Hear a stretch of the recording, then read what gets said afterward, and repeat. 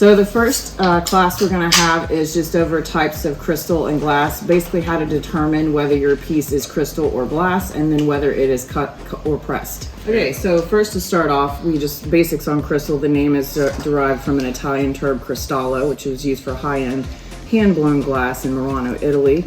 Crystal will have a definite clear ring when tapped or struck, so like that. The clear, louder, yeah. The clear, louder, and more clear or longer lasting the tone is, the higher quality you're going to know your crystal is.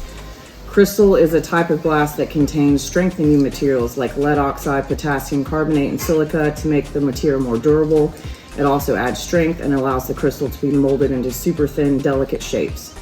Because crystal contains lead and other metals, it tends to be heavier in weight than standard glass. So one easy way you can tell just immediately from picking up a piece is, does it feel heavier than your standard piece of glass? That'll be one way you can tick your little boxes. Crystal is also able to reflect light. So if you hold it up in the sun, you should see rainbows, whereas a regular piece of glass will not do that. So glass, just as comparison, is also a transparent material able to be melted down and molded into solid shapes. It's made from sand, soda ash, limestone, and other materials. This can manipulate color, durability, and thickness. Glass is often slightly foggy compared to crystal and can have a tint based on the ingredients that it's made up of. It can have green or blue, just depending on what ingredients have been put into it. Glass will have a dull chime rather than a clear ringing sound.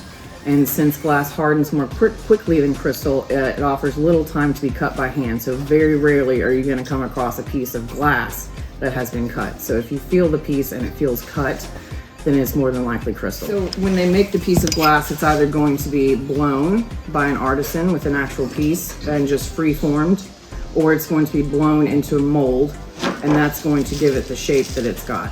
And then based on that, as the glass, once it's come out of the mold, before it gets too hard, they would then cut a design into it if that's what they were going to do. Otherwise, it would be maybe pressed into a mold and then given a shape or design. And that would be your difference there.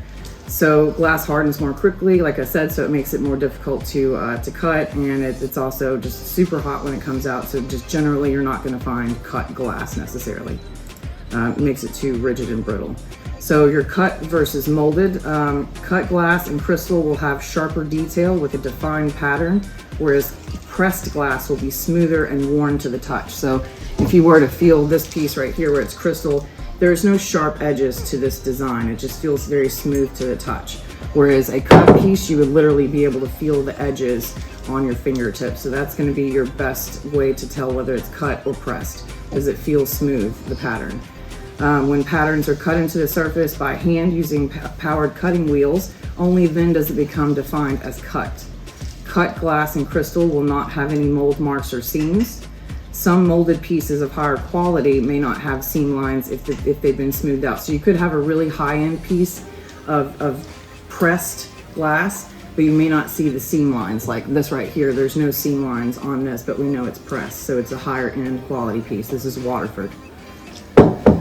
Cut glass designs can be most easily distinguished from blown, molded, and press molded glass designs simply by running the fingers over the edges. And just for an example of molded designs, this bottle, this is a really, really old bottle, probably from maybe the 20s, but it's got the seam around the top here and then seams down the side from where you can see they attach the neck to the body of the piece. Okay, so then we also have molded glass designs are rounded and smooth, as I said, and they can be felt. They feel soft, unlike the way cut glass feels. Cut glass designs will feel sharp, as I said, and pressed patterns will not reflect light as its surface is the same way cut lead glass does. And then these are my resources, which will be available for you guys to use as references. These are the ones that I frequently use to make my determinations. So all of that will be posted and you guys will have access to that. Well, and a lot of what this means is making sure that we're describing that item accurately. Because it doesn't necessarily mean value-wise. It could, right? It could, because if it's a cut piece, maybe it's more valuable than a pressed piece.